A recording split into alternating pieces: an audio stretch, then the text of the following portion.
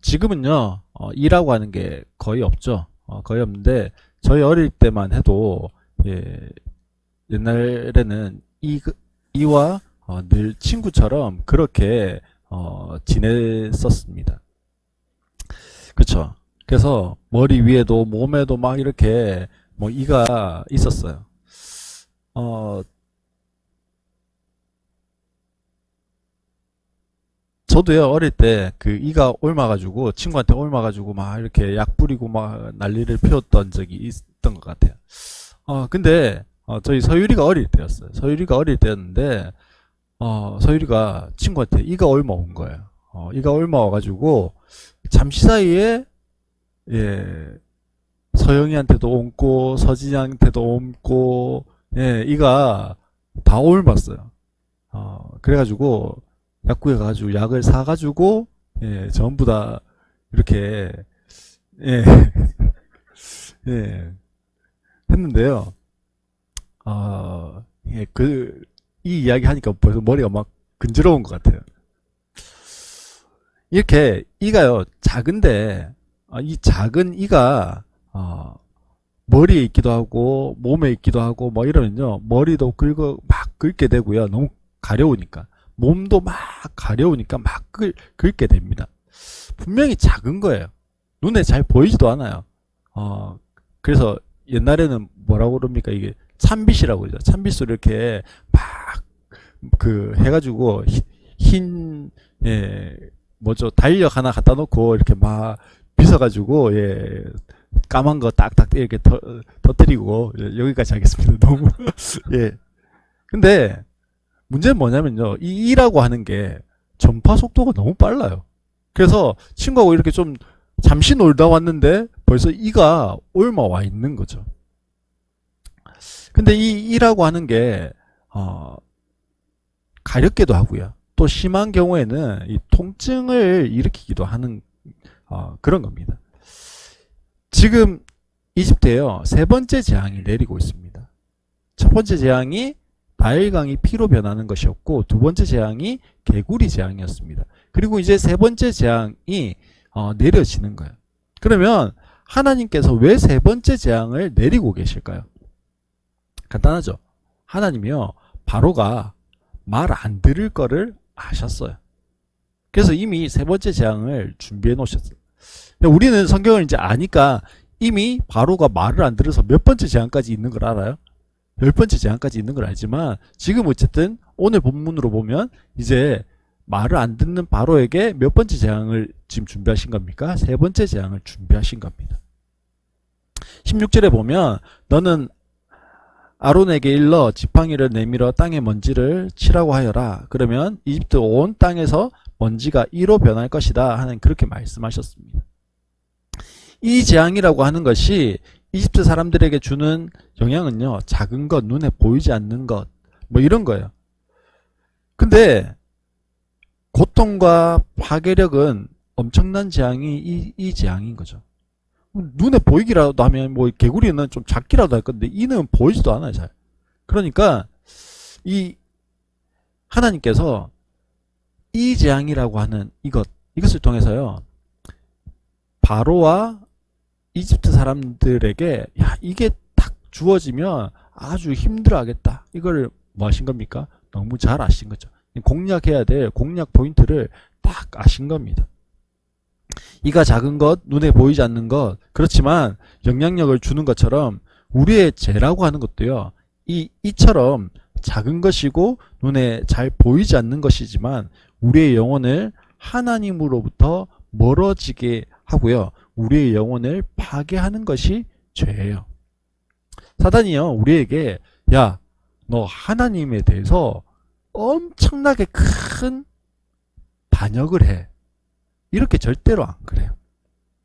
엄청난 반역을 도모하라고 이야기하지 않는다라는 거예요. 그럼 어떻게 할까요? 하나님의 말씀을 아주 살짝 바꾸어서 그 말씀에 뭐 하도록 하는 겁니까? 불순종하게 하는 거예요. 이게 내가 지금 하나님의 말씀을 불순종하고 있는 건지 아닌지조차 모를 만큼 뭐 하게요? 살짝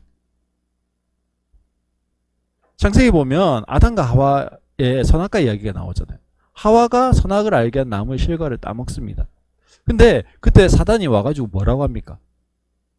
아주 하나님 말씀을 들먹이면서 이야기해요. 하나님 말씀을 전혀 딴 이야기 하는 게 아니고요. 하나님 말씀을 들먹이면서 이야기하고 있죠. 그리고 죄는 뭐였습니까? 정령 죽으리라 라고 했는데 하와가 뭐라고요? 죽을까 하노라 하면서 살짝 바꿨어요. 죽으리라 하고 죽을까 하고 단어는 한두 단어 차이인데 뜻은 완전히 다른 거죠. 그렇게 그러면서 뭐합니까? 불순종하고 죄를 짓게 되어졌어요. 이 재앙이라고 하는 것이요. 보면 어떻게 보면 힘이 없고 작고 보잘것없는 것처럼 보이는 그 작은 것 하나가 뭐합니까? 이 이집트 사람들의 삶을요 파괴하기 시작하는, 고통을 주기 시작하는 겁니다. 이 이라고 하는 것에 대해서 우리가 알고 있는 뭐 쇠갈이라고 그러죠. 이 조그만한 그런 거일 것이다라고 이야기하기도 하고요. 혹은 모기라고 이야기하는 사람들도 있습니다. 그래서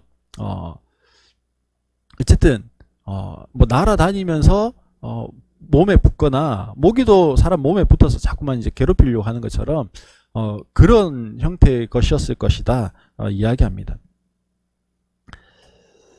근데요, 지금 불순종하고 있는 이 바로 때문에 누가 더 고통을 받고 있습니까? 이집트에 있는 백성들과 짐승들이 고통을 받고 있습니다. 분명 16절로 18절에 보면 이 재앙으로 고통받는 이집트 사람들과 짐승들의 모습이 있는데요. 첫 번째 재앙도 그랬고 두 번째 재앙도 그렇고요. 그 다음에 네 번째 재앙도 그래요. 이렇게 재앙을 딱 내리고 나면 바로가 뭐합니까? 모세 불러요. 야 모세야, 이거 좀 정리해줘. 그러면 그냥 안 되는데요. 이렇게 하면서 뭐합니까? 계속해서 협상하고 타협하죠. 그러면 우리 지난주 개구리 재앙 살펴본 것처럼 언제까지 없애드릴까요? 뭐 이렇게 하면서 이제 이야기를 해요. 뒤에 보면 파리 재앙도 마찬가지. 언제까지 없애주면 되겠습니까? 내일까지요? 뭐 이렇게 이야기합니다. 근데 이 재앙은요, 협상했다는 내용이 없어요. 그리고 모세를 불렀다는 내용도 없어요. 그리고 무엇도 없을까요, 그러면? 그렇죠. 이 재앙이 종식되었다라고 하는 종식의 선언이 없어요. 그 말은 뭘까요? 계속 되어진다는 말이겠죠. 이 재앙이 지금 열 재앙을 내리는 이 이집트에 계속해서 내리고 있다라는 거예요. 이 재앙은요, 다른 재앙과 더불어서 계속해서 내리고 있으니까, 물론 이제 다음 재앙으로 넘어갔으니까 무엇은 있을 수 있습니까? 지금처럼 막 심하지는, 이 재앙이 막 심해서 너무 고통스럽지 않을 수는 있지만, 어느 정도 조금 잦아들었을 수는 있지만, 이 재앙은 이집트 사람들과 뭐 하고 있다고요? 계속해서 함께 하고 있다고. 그러면 이가 생길 때마다 누구를 욕할까요? 보세요. 이가 막 자기를 괴롭힐 때마다 누구를 욕할까요? 모세, 아니 바로겠죠. 바로가 빨리 협상 안 해가지고 막 이러면서 그 이가 자신들을 괴롭힐 때마다 계속해서 그 원망을 누구에게요? 바로에게 하게 된다는 거죠. 그럼에도 불구하고요, 바로는 끄떡도 안 해요. 이 재앙이라고 하는 게 마치 지금 우리가 겪고 있는 코로나 같아요. 모두들 코로나가 사스나 메르스 이런 것처럼 잠시 기승을 부리다가 사라질 줄 알았습니다. 왜냐하면 뭐 사스나 메르스보다 치사율이 낮은 조금 그런 바이러스라고 다들 이야기하기 때문에 그렇습니다. 그리고 그 다음 사람들의 그 소망은 뭐였습니까? 백신이 나오면 이게 이제 종식이 될 거야, 이런 마음이었습니다. 백신이 나왔어요. 이제는 마스크 없는 그런 일상을 살아갈 수 있을 거라고 생각했습니다. 그리고 실제로 백신을 맞은 사람들에게는 정부에서 뭐라고 이야기했습니까? 마스크를 쓰지 않고 뭐 조깅을 한다든지 걷는다든지 이렇게 할 수 있다, 뭐 이렇게 이야기를 했었죠. 그래서 사람들이요, 기대를 막 했습니다. 교회들도, 이제는, 백신을 맞고 나면, 교회 모임도 하고, 예배도 좀 더 많은 사람들이 참여할 수 있고, 다른 모임들도 하고, 식사도 같이 하면서 교제하고, 여름 행사도 이제 곧 다가오는데 할 수 있겠다. 뭐 이런 기대감을 막 가졌었습니다. 하지만, 언론에서 나온 이야기들이 뭡니까? 영국발 처음에는 변이 바이러스, 이러면서 나왔습니다. 그러더니 좀 있다가, 뭐가 또 나왔습니까? 예, 인도발, 델타 변이 바이러스, 이러면서 막 나왔습니다. 이런 것들이 막, 진행이 되어지면서요, 수도권은 4단계로, 예. 그리고 부산은 문자 온 걸로는 2단계 플러스랍니다. 플러스가 어떤 건지는 모르겠어요. 그래서 수도권에서는 이제 저녁 시간에는 2명 이상도 모이지 마라. 이렇게까지 하고 교회들은 전부 다 비대면으로만 해라. 이렇게 되어졌습니다. 코로나가 끝없이 우리의 일상 속에서요, 계속해서 고통을 줍니다. 삶을 황폐하게 만들고 있어요. 언제 끝날 건지 알 수 없는 그 고통이 더 심한 거죠. 그러면서 계속적으로 생활의 고통과 경제적인 고통과 정신적인 고통을 함께 주고 있는 거예요. 물론 경제적인 고통도 함께 주죠. 코로나가 이렇게까지 우리의 삶을 힘들게 할 것이라고 아무도 생각 못했어요. 사스나 메르스보다 위험성이 낮은 바이러스였기 때문에 그래요. 오늘 본문에 나오는요, 이 세 번째 재앙인 이 재앙도 어떻게 보면 매우 작고 사소한 재앙이에요. 나일강을 피로 물들인다든지, 스케일이 다르잖아요. 그리고 나일강에서 개구리떼가 수도 없이 일어난다든지, 이런 건 보면요, 저걸 어쩌지, 이렇게 마음이 드는데 뭐가 와요? 예, 눈에도 잘 보이지 않는 혹은 먼지라고 되어 있기도 합니다. 다 원어적으로 보면. 이것이 우리의 삶을 이렇게까지 파괴할 것이다 라고 이집트 사람들도 생각하지 못하는 거예요. 그런데 피로 변하게 하는 재앙, 개구리 재앙, 이건요, 애굽에 있는 이집트의 마술사들이 다 따라했어요. 세 번째 재앙도요, 당연히 따라할 거라고 생각했어요. 뭐니까요? 눈에도 잘 안 보이는 이니까. 근데 18절 말씀해 보면요, 마술사들도 이와 같이 하여 자기들의 술법으로 이가 생기게 하려고 하였으나 그렇게 할 수 없었다라고 이야기해요. 즉 자신들의 술법이 뭐하지 않은 거예요? 먹히지 않은 거예요. 지금까지 이런 류의 마술을 한 번도 해본 적이 없어서 그럴까요? 그럴 수도 있습니다. 하지만 하나님이 막으신 것이 아닐까, 그렇게 생각이 되어집니다. 어디를 보고 그렇게 알 수 있을까요? 물어보면요, 성경에는 그렇게 성경 자체에서 대답하진 않아요. 근데 19절 말씀에 보면 유추할 수는 있습니다. 마술사들이 바로에게 그것은 신의 권능이 아니고서는 할 수 없는 일이라고 말하였다, 그렇게 말씀합니다. 아니, 이 하나 만드는 게 뭐가 아니면 안 된다고요? 신의 권능이 아니면 안 된다고 이야기하고 있습니다. 지금요, 바로가 가장 듣기 싫어하는 게 뭘까요? 어떤 말일까요? 하나님이 하셨다는 거예요. 하나님이 이걸 했어요. 하나님이 저걸 했어요. 하나님이 이걸 하고 있어요. 이 이야기가요, 바로가 제일 듣기 싫어하는 이야기입니다. 바로는요, 하나님이 한 것이 아니라 나도 할 수 있는 것, 그걸 이야기하고 싶어요. 하나님만이 하는 것이 아니라 내가 최고의 신이기 때문에, 이집트가 최고의 신을 모시고 있기 때문에 이집트가, 내가 그렇게 할 수 있어 라고 하는 걸 이야기하고 싶습니다. 그런데 마술사들이요, 바로에게 뭐라고요? 그것은 신의 권능이 아니고는 할 수 없습니다. 혹시요, 이 마술사들이 이 이야기했다가 자신의 목이 날아갈지도 몰라요. 근데 바로한테 무슨 이야기든지 대답은 해야 되잖아요. 대답을 해야 되는데 할 대답이요, 이거 말고는 없는 거예요. 우린 몰라요. 왜 그렇게 되는지. 누구밖에 할 수 없어요? 진짜 신이 있다면 그 신밖에 할 수 없어요 라고 지금 이야기하고 있는 겁니다.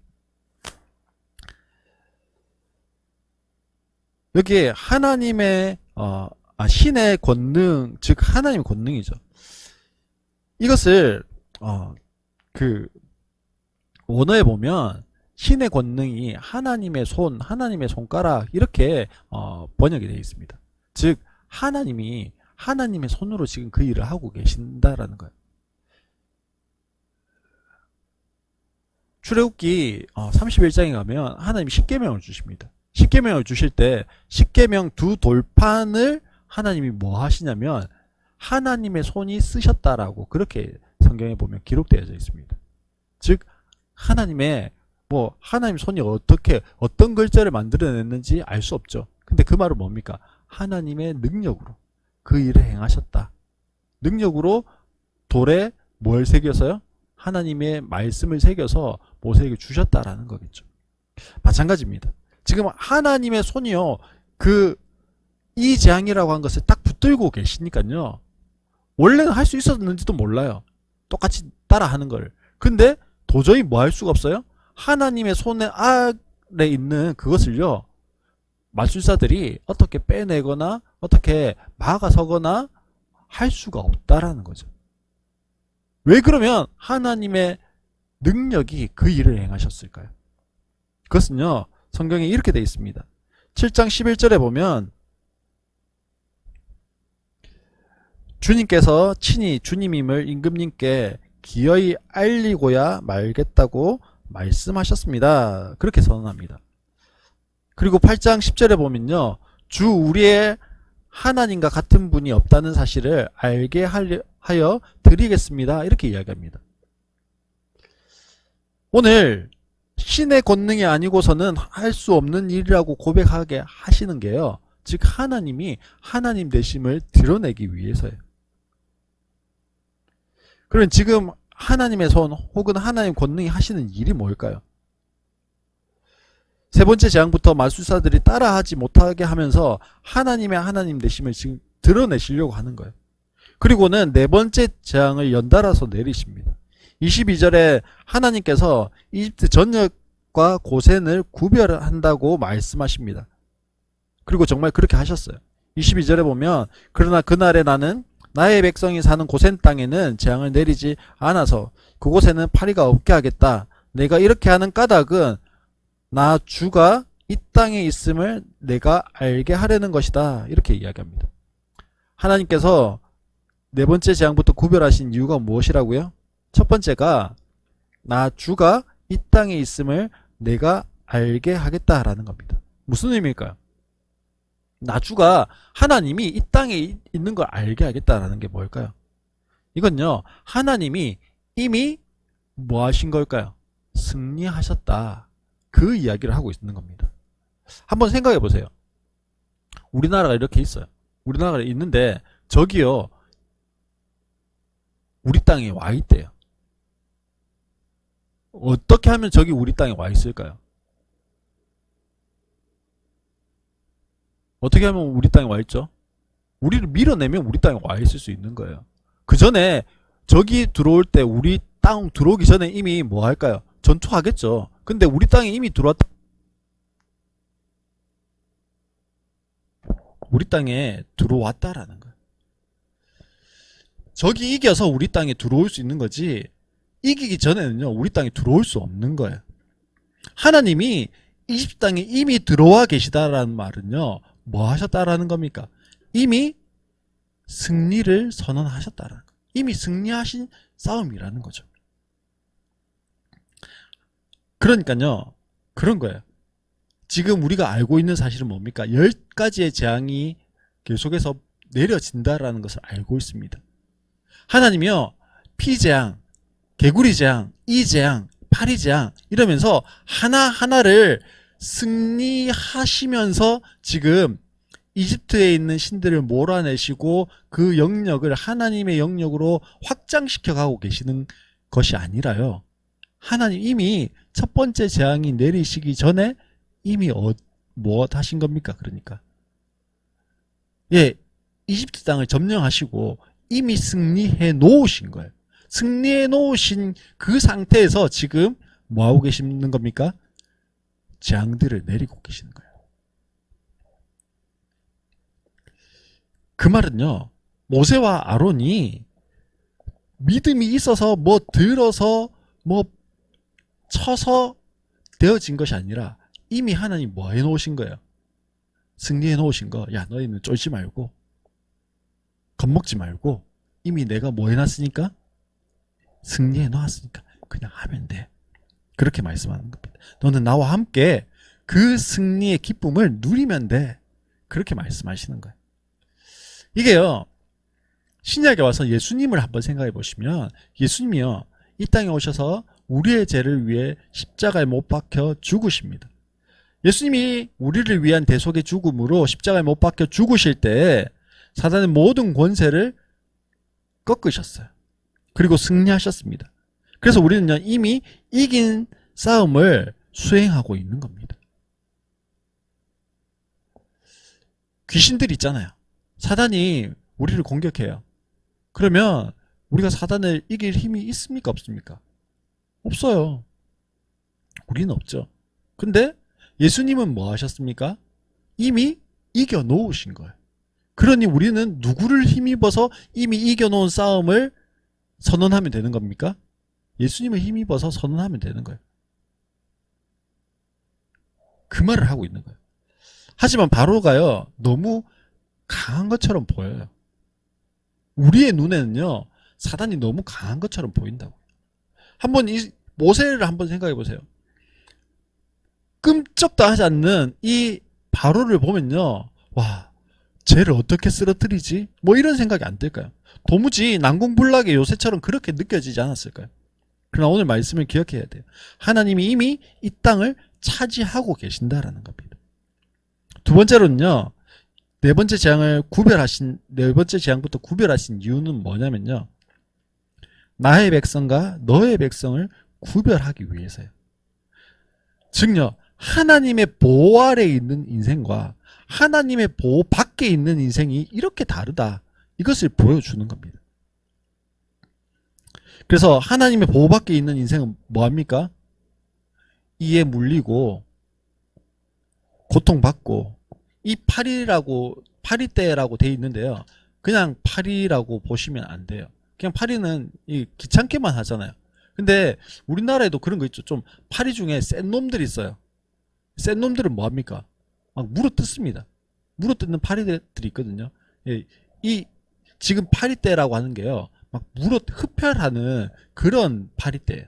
그냥 얼마나 고통스럽겠습니까? 온 몸이 물어뜯기고요, 온통 상처투성이에요. 그런 너덜너덜한 인생으로 살아갈 수밖에 없다라는 거예요. 어떤 백성은요? 너의 백성은. 그럼 나의 백성은 어떨까요? 나의 백성은요, 하나님의 보호 아래에 있는 인생이에요.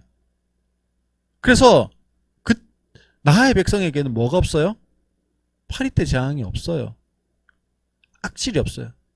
우박이 없어요. 메뚜기 재앙이 없어요. 우리가 생각합니다. 내가 운이 좋아가지고, 내가 실력이 좀 좋아가지고, 내가 또 좀 돈이 많아가지고, 내가 외모가 좋아서 이렇게 내가 잘 풀리는 거야. 잘 되는 거야. 그렇게 생각할 수 있습니다. 근데요, 그런 거 아니에요. 내가 누구 백성이라서요? 하나님 백성이라서 그 은혜로요, 하나님의 인도하심과 하나님의 보호하심으로 내가 지금 그곳까지 가 있다라는 겁니다. 내가 오늘 좀 다른 사람보다 잘 되고, 내가 오늘 다른 사람보다 운이 좋았던 것은, 내가 오늘 다른 사람들보다 나았던 것은요, 나의 어떠함이 아니에요. 오직 뭡니까? 하나님의 은혜로 되어진 겁니다. 왜요? 나의 백성을 찾으시는 하나님, 자기 백성을 구별하시고 세우시고 보호하시는 그 하나님의 은혜 때문에 그런 겁니다. 사실 이스라엘 백성들이 왜 이집트로 가게 되었습니까? 왜 이집트로 갔죠? 하나님이요, 야곱과 그 가족 70명을 이집트로 가라고 명령하셨기 때문에 그래요. 그러니 인애굽하게 하신 분이 누구십니까? 하나님이세요. 왜 인애굽하게 하셨을까요? 지금 야곱과 그 가족이 살고 있던요, 가나안 땅이 이방신으로 가득한 곳이에요. 그래서 여기에 좀 살다 보면 뭐 하기 싶습니까? 내 백성이 되기 전에 네 백성이 될 가망성이 너무 많은 거예요. 그래서 하나님이요, 좀 너희들이 스스로 나를 찾을 수 있을 때까지 뭐 하신 겁니까? 따로 구별해 놓으신 거예요. 나의 백성으로. 그곳이 어디였습니까?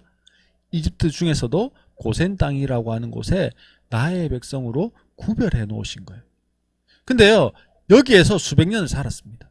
여기에서 수백 년을 살다 보니까 구별된 땅에 살고 있지만 무엇은 하고 있으니까요? 이집트 사람들과 교류는 하고 있으니까 여전히 무엇이 자꾸만 넘어옵니까? 이집트의 사고관이 넘어와요. 사상이 넘어옵니다. 문화가 넘어와요. 종교가 넘어와요. 재정적인 그런 관점들이 넘어옵니다. 그건요, 너의 백성으로 살아가는 삶의 방식이거든요. 나의 백성으로 구별되어서 살아가야 하는 그 방식과 다른 거예요. 그러니까 하나님 보시기에요, 여기에 구별하기 위해서 데리고 왔는데 계속 여기에 놔두면 이제는 가나안 방식이 아니라 어디 방식요? 이집트 방식으로 이 이스라엘 백성들이 변해버리게 생긴 거예요. 그래서 하나님 뭐 하십니까? 고통을 주고 노예가 되게 하고 뭐 하시죠? 출애굽을 하게 만드시는 겁니다. 보세요. 이 내굽을 하게 하신 분이 누구시라고요? 하나님이세요. 출애굽을 하게 하시는 분이 누구십니까? 하나님이십니다. 왜 이 내굽하게 하셨고 왜 출애굽하게 하십니까?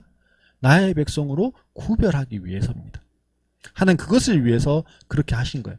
지금 이 내굽하게 하실 때는 가족의 단위로 왔습니다. 근데 지금 출애굽하는 지금 시점에서는 이제 민족의 차원으로 하나님 성장시켜 놓으셨어요. 그래서 민족으로, 백성으로 하나님 자녀의 정체성으로 살아갈 수 있는 그만큼의 능력이 이제 주어졌다라고 생각하는 거죠. 어디로 가도요? 가나안 땅으로 가도. 옛날에는 거기 조금 지분이 1만큼도 제대로 없는, 왜냐면 막벨라 굴 말고는, 동굴 무덤 말고는 자기 지분이 아무것도 없었거든요. 가나안 땅에. 그런데 이제는 민족으로 그 땅을 몰아내고, 민족들을, 그 땅에 있는 민족들을 몰아내고 못 할 수 있게 하신 겁니까? 그 땅에서 우리 민족만이 살아가도록 하나님 그렇게 계획하고 계시는 겁니다. 그래서 지금요, 이 구별된 그들을 출애굽하기 시키시기 위해서 제일 선봉에 서서 그 모든 계획을 세우시고 진두지휘하시는 분이 누구십니까? 하나님이시죠. 하나님 그 일을 하고 계십니다. 왜 하나님이 그렇게 하시려고 하고 계십니까? 무엇을 위해서 하나님께서 이토록 열심히 제일 선봉에서 계획하고 진두지휘하고 계십니까? 바로 구별된 당신의 백성들, 당신의 자녀들이 하나님께 예배드리게 하기 위해서요. 그 일을 위해서 하나님 이렇게 열심을 가지시고 일하시고 계시는 중이십니다. 하나님께서 당신의 백성과 예배를 통해서 교제하시기를 원하시는 거예요. 예배를 통해서 당신의 사랑을 전하시기를 원하십니다. 예배를 통해서 당신의 마음을 알리고 싶어 하십니다. 예배를 통해서 하나님의 하나님 되심을 드러내고 싶으신 거예요.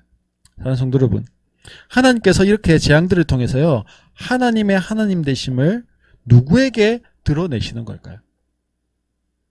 하나님의 하나님 되심을요, 첫 번째는 바로와 이집트 사람들에게 드러내시는 거죠. 하나님께서는 그들을 향해서 너의 신이 최고라고 생각하고 의시되고 있지만 여호와 하나님, 내가 유일한 구원자이다라고 하는 것을 알려주는 겁니다. 그리고 두 번째는요, 모세와 이스라엘 백성들입니다. 하나님이 나의 백성으로 구별한 1차적인 대상이 너희들, 즉 자신들인 것을 알게 하시기를 원하시는 거죠. 그러니 제약이 계속되는 동안도 하나님께서 뭐 하십니까? 구별하십니다. 구별하시고 하나님이 하시네요. 하나님만이 유일한 주시네요 라고 고백할 수밖에 없도록 만드시는 거죠. 이집트의 화려한 문명과 기술을 가져다 주는 그 신들이 최고라고 생각했는데 그것이 아니라 하나님이 그 신들 위에 계신 진짜 전능하신 하나님이시네요. 그 고백을 하게 하는 겁니다. 마지막 세 번째는요. 이 말씀을 읽고 있는 우리에게 하나님이요. 말씀하시는 겁니다. 나의 백성을 찾으시고 나의 백성에게 예배 받으시기 위해서 일하시는 하나님의 열심은요. 출애굽 시대에만 일하신 하나님이 아니라는 거예요. 지금 오늘을 살아가고 있는 우리에게도 여전히 구별하시고 나의 백성, 나의 자녀 삼으시는 그 하나님이시라는 겁니다. 그 하나님이 지금도 우리의 삶 가운데 일하고 계십니다. 하지만 우리가 기억해야 할 또 하나가 있어요. 오늘 설교 제목이요. 세상과 구별된 교회예요. 그것은 하나님 우리를요. 구별해서 부르셨습니다. 나의 백성으로, 나의 자녀로 부르셨죠. 그것이요. 세상과 구별된 교회로 살아가라고 하는 것이 세상과 단절된 사람으로, 단절된 교회로 살아가라는 게 아닙니다. 우리는 분명히 하나님의 백성으로, 자녀로 세상과 구별되어져서 살아가야 돼요. 삶의 방식이 달라야 돼요. 삶의 모습이 달라야 되는 거예요. 우리가 축도하죠. 악에게 지지 말고 손으로 악을 이기라고 하죠. 그게 하나님 나라의 방식이에요. 하나님의 통치의 방식이라는 거예요. 우리가 세상을 살아갈 때요. 야, 그렇게 살아가지고는 세상에서 못 살아남아 하는 그 방식이요. 때로는 누구의 방식이에요? 하나님의 방식일 때가 많습니다. 악은 악으로 갚아야지. 악을 선으로 갚는다고? 그러면 못 살아남아. 야, 내가 한 대 어저 터졌는데 두 대로 갚아줘야지. 그래야 사람들을 무시 안 하는 거야. 이게요. 세상의 방식이에요. 그것과 다르게 살아가는 것이 구별되는 거예요. 그게 뭐라고요? 세상과 구별된 교회로 살아가는 거죠. 근데요. 그게 쉬운가요? 안 쉬워요.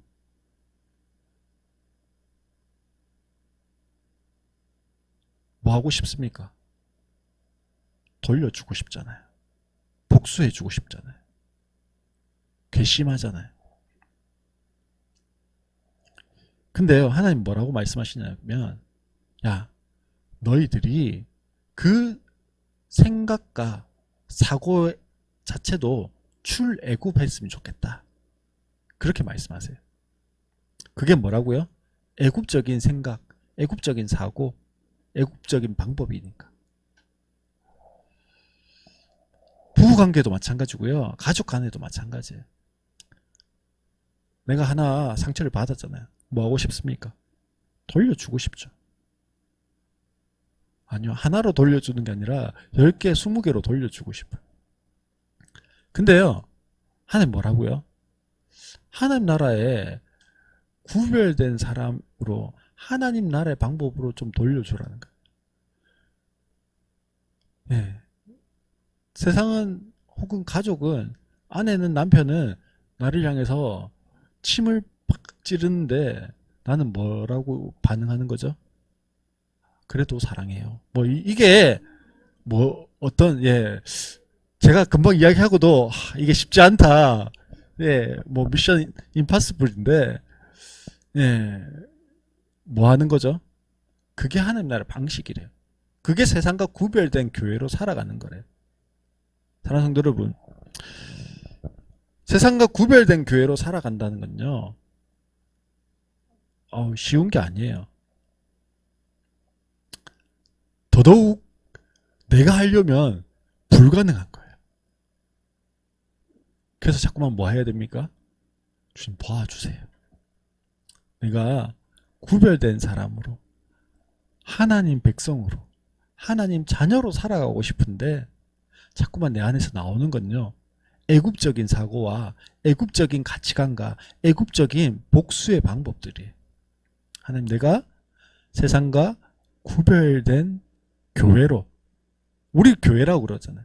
내가 그렇게 하나님의 거룩한 교회로 내가 좀 구별되게 해주세요. 그렇게 기도할 수 있었으면 좋겠습니다. 그렇게 할 때요, 우리의 정체성이 분명해지는 거예요. 우리의 정체성이 더욱더 명확해지는 겁니다. 우리는 세상 가운데서 세상과 구별된 교회로 살아가는 겁니다. 세상과 단절되자는 게 아니에요. 저 수도원 가서 살아라는 게 아니에요. 혼자 살아야 되겠죠, 그러면. 결혼하고 가족이 되어서 살아간다는 것은 같이 가는 거잖아요. 교회로 모여있는, 일상으로 교회로 모여있는 것도 마찬가지예요. 생각이 다르고요. 가치관이 다르고요. 바라보는 관점이 다 달라요. 그럼에도 불구하고 우리가 구별된 교회로 함께 지어져 간다. 함께 세워져 가는 공동체가 된다는 것은요.